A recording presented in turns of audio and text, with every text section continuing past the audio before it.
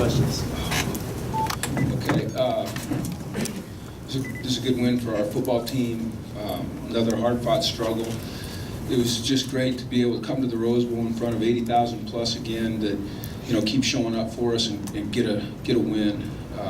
That was definitely on our minds. You take a lot away from any game. The one thing that we have to do is, as everybody knows, is do a better job of channeling our passion and our energy and that youthful exuberance in a positive direction and play smarter so that we don't hurt ourselves. And I don't know what else to tell you about penalties, and I told the team that, is that we just have to own it. And it's really the thing that's holding us back right now. But to get a win tonight against a 12th ranked team in the country, down 7-3 at half, and just the thing that's so impressive to me about those young men in there is their resilience and their grit, and their toughness, and their will to win. And we're sitting here at 7-2, and it hadn't been easy, but they just keep fighting, and that's what they're supposed to do. But not everybody does that, even though they're supposed to, and those guys do. And so I'm really proud of them. And some guys had good games tonight. Brett, I think, set a record or tied a record. I thought Matt Mengel played outstanding for us. I thought that we ran the ball 59 times. It's like Bear Bryant, 59 times for a lot of yards.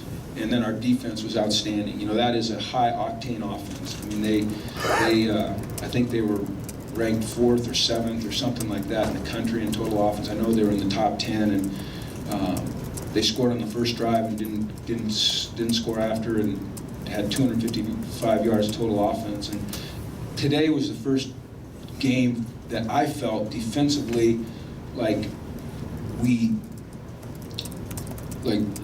did what we were supposed to do on every play. Now, you guys hear me say it all the time, don't pop a gap, just do your job. Trust your teammate. And we did that, and you saw the results, and that's what we just got to continue to emphasize, and we've got to continue to work on, and continue to grow, and I think we will. So I'm just really proud of those guys, and it was a big win for us at home, and keeps us alive, and that's what we're after. So I know you guys have deadlines. Coach, right here. Could you elaborate on Brent's performance tonight? His running and his passing was pretty outstanding. Yeah, Brett's a winner, you look at his total yards passing, they weren't great, 189 yards, but he was 19 at 26, so he continues to have a great completion percentage. He ran the ball for 147 yards. I think that might be 3 games in a row where he's over 100. He just, I don't know, I know it's 2 at least, I think it might be 3. He's just, he's a winner, he's a competitor. Even when it's not perfect, he just gets it done. Was that by design, just running? No, not necessarily. I mean, was that just situation where he analyzed it and says, I got it? It was both. Some of those are plays where, dependent upon the read that he gets, he's either going to hand it off or he's going to tuck it and go. Some of those were passes where, they were playing man and they had their back to him, so he took off and ran. The obvious one miscue was the fumble there at the end. He was doing the right thing. He was trying to stay in bounds. I'd like to teach him to just slide rather than get in someone's arms where there is a chance of the ball coming out. It wasn't obvious to me that it was a fumble, so I felt like the best thing to do at that point in time with 3 timeouts was to challenge it and see what happened. It wasn't going to hurt us to challenge it. Jim, how hard would it have been for you guys to attain your goals had you not got this one tonight? We did, Chris. I know. We got it, baby. Well, you talked all week about not wanting to say must win. It would have been impossible, I would say.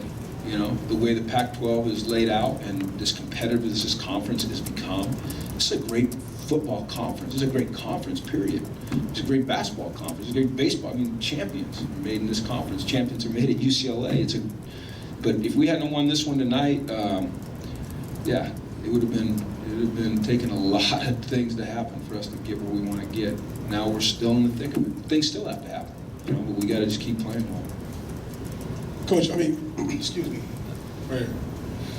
It seems like you guys are more successful when Hundley uses his legs and he's running the ball. And it seems like he's more lethal when he's that dual threat instead of sitting in the pocket, taking these sacks.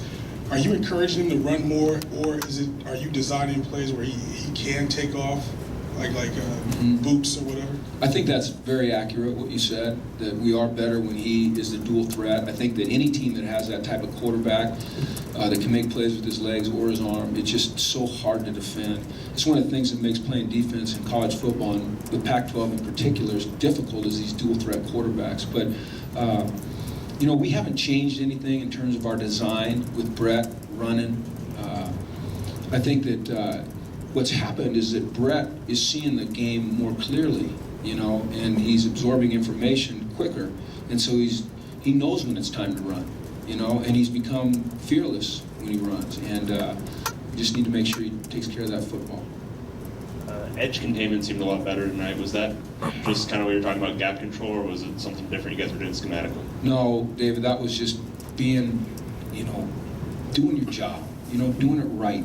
You know, trusting the guy next to you to do his job. And trust is a big word, and it's an important word when you play defense. You have to have it. And I think we did tonight. But, you know, we talked all week about putting an edge up on that guy. Solomon's a heck of a player, man. I have a lot of respect for him. He's tougher. He took a beating tonight, and he kept coming. And when he is at his best is when he's out there running around, and so we had to keep him in. And the times that he did get out, you saw. I mean, he was able to make some plays, and you know they dropped some, fortunately, but he's a good player. I like that kid.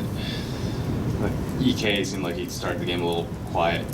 What did you see change for him as the game I think went you on? guys are just used to him making every tackle, and he didn't have to make every tackle tonight. I don't think that he wasn't playing well. I think that he was playing well. I just don't know that the plays were coming to him like they typically do, or that he was having to cover people like sometimes he has to do.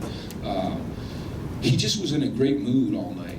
You know, like the whole defense was. They were excited, but they were calm, and it was really great to see them reach that level. Now what we have to do is build on that. We can't digress. We have to build on it. I think we will. They're maturing. That 4th and 1 in the first half on the 44-yard line, what went into the decision to punt there? Probably, you know, the last couple weeks when I've decided that we wanted to go for it on 4th and 1, I haven't been successful. I heard some boos, but you know, I have to try to make the best decision. I think so much goes into a decision like that. It's, you know, the pace of the game. How's your defense playing? You know, is your punter in a situation where he's able to pin him down there, and our punter was doing that. So all those things. And with an explosive offense like that, I just did not want to give him a short field. Just did not. Coach, some first round quarterback hopefuls maybe changed their game a little bit towards the end of their big year. Brett hasn't, clearly. You know, he's willing to run the ball, and he's willing to put himself in harm's way sometimes. What does that say about him, that he wants to be the guy to do what he needs to for your team right now? It just confirms to me, for me, who he is. He's gracious, he's selfless, he cares about his team, he cares about the present more than he does about his future, and he's committed to UCLA and this team, and you know, that's what you respect about the guy. I think it was 3 of the last 4 games you guys had allowed like 240 yards rushing, something like that. Tonight, I think you held them to 50-some. What was the biggest difference in terms of defending the run? Honestly, it was. See, I'm always hesitant to use the discipline word with you guys, but it was guys just doing their job, being disciplined in their responsibility, not popping a gap. And then, like I said, when everyone's doing that and they trust each other, it's amazing how it can work, you know. And hopefully they're getting it. I think they are. I think they're getting it.